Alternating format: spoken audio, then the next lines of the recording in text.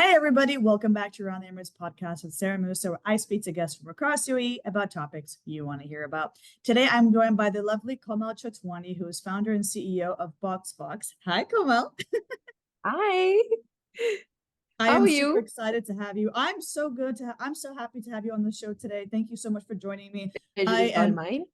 Oh, no, it's pleasure is all mine. I would love to talk to you more about your gifting company. I know that you have a bespoke gifting company that is based in Dubai that has gifts ready for every occasion. And I Right, would love to hear all about the different types of gifts that you create for your different customers. And of course, as an entrepreneur, how you started this journey.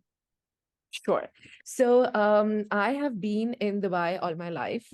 I was not born here though. I was born in India, but I moved here when I was 6 months old. So I did my schooling, my college, my um, Everything. masters and everything here. Yeah, it's very this thing. It's very strange because I did not really follow what I graduated in. I graduated in PR and journalism, but I ended up doing events as my side course as a diploma, and then I worked in the event industry for over 8 9 years doing all kind of events. I also pursued wedding planning for 2 years. And then after that, I worked in different industries for like PR and journalism, advertising, and a couple of other agencies as well around Dubai. But there was a time when I was like, maybe because I come from a very Sindhi background, and Sindhis are known to be business people. So I think while growing up, I did see my dad, my other family members doing business. And I always knew that I was never a 9 to 5 kind of person. I always knew that I would end up doing something of my own. Now I work 24/7. That's a different story. But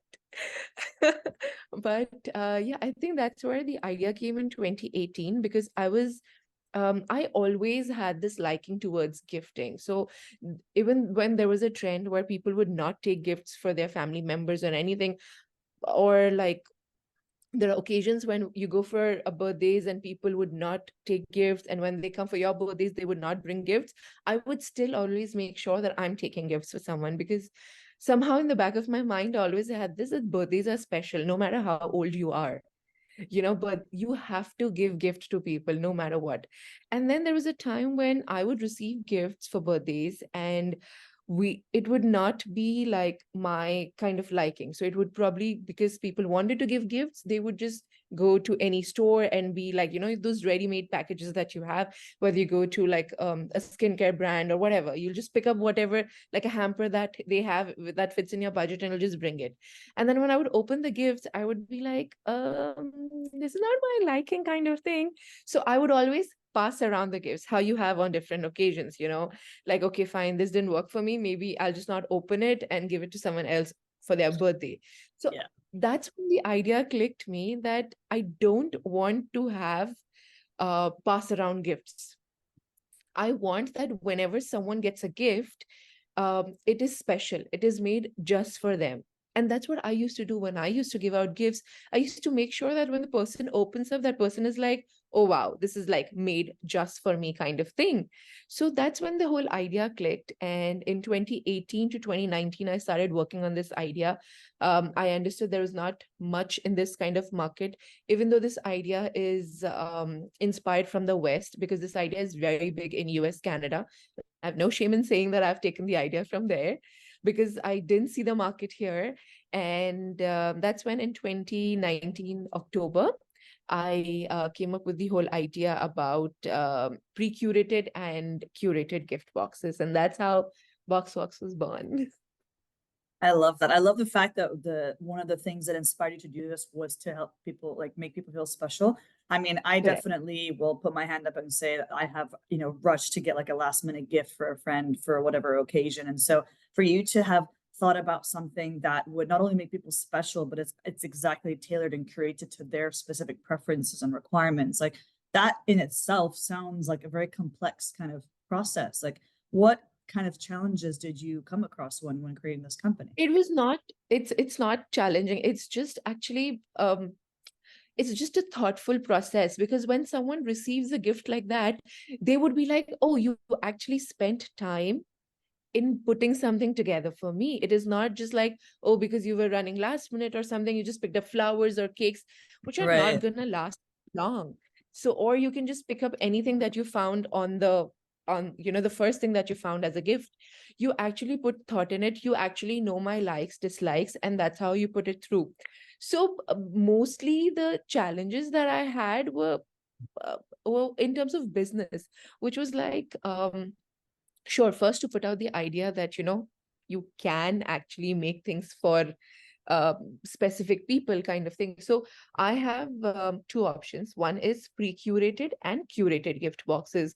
Now, what happens in pre-curated gift boxes is you have set boxes for every occasion, whether it's your birthdays, anniversaries, parents' birthdays, weddings, Netflix and chill, or like anything, you name it and we have it kind of thing. So those are ready boxes starting from 150 dirhams up to 600 dirhams, depending on whatever you like. Even something for like self-care, and now specifically that we have things for Valentine's and Galentine's.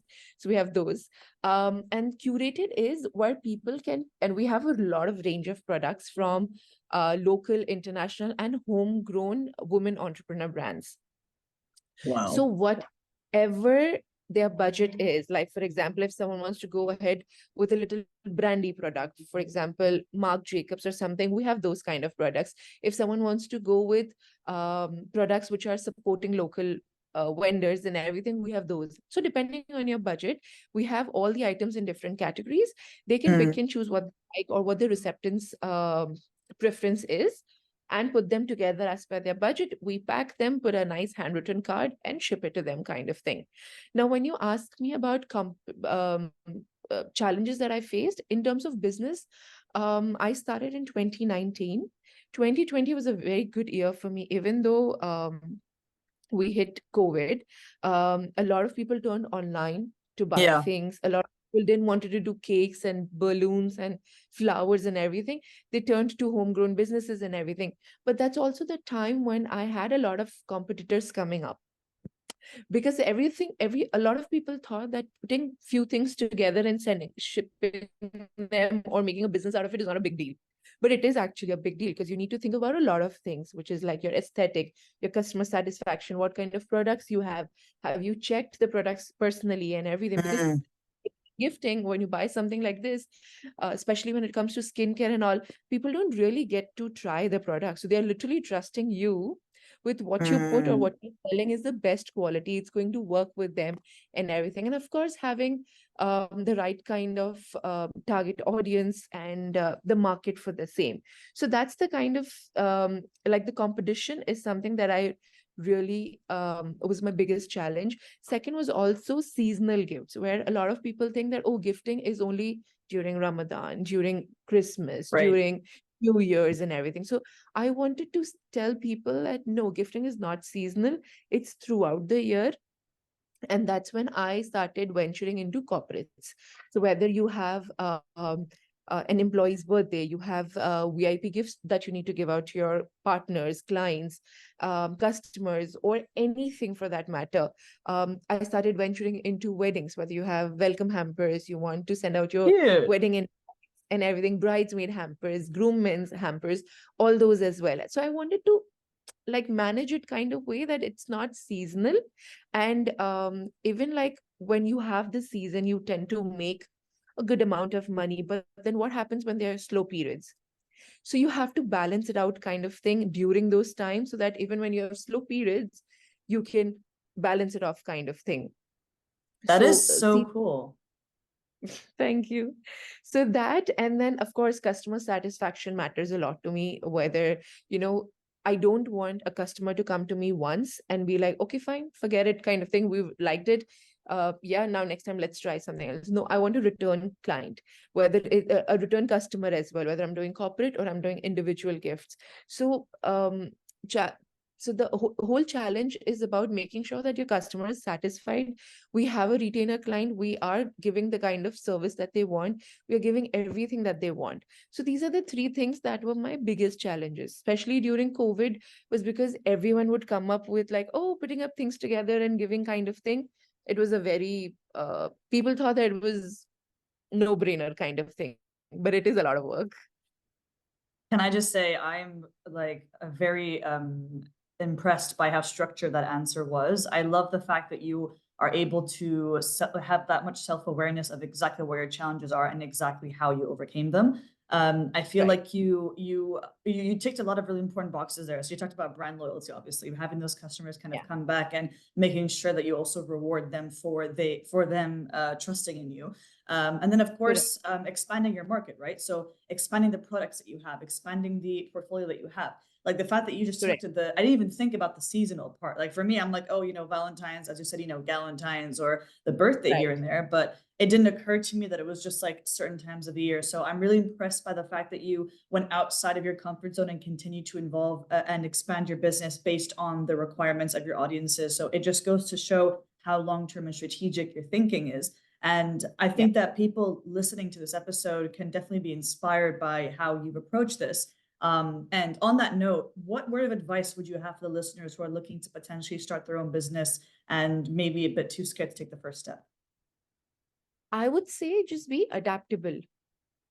And also take risk. I mean, because it was very difficult for me also to leave my a full-time job, a high-paying job in the PR industry, and just start something of my own. Even though, okay, I do come with a background of business people in my family, but still leaving that high income and starting something of your own. And my business is completely bootstrapped.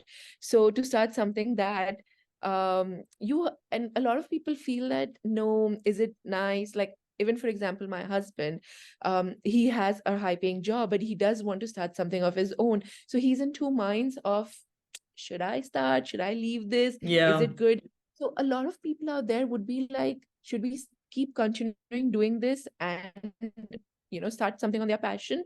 I would be like, do whatever fits you, right? But go take that step. Do take that risk. You have to take that first step and believe in yourself for the universe to give it back to you, saying that, yes, you're on the right path. I'm going to help you. You're trying. I'm going to try as well. And the second thing which I feel that we should, in terms of advice for my business wise, I would say that be adaptable. You have to think also on in terms of personalization and thoughtful in selection of gifts as well. Like, for example, when I started my business, I had only boxes.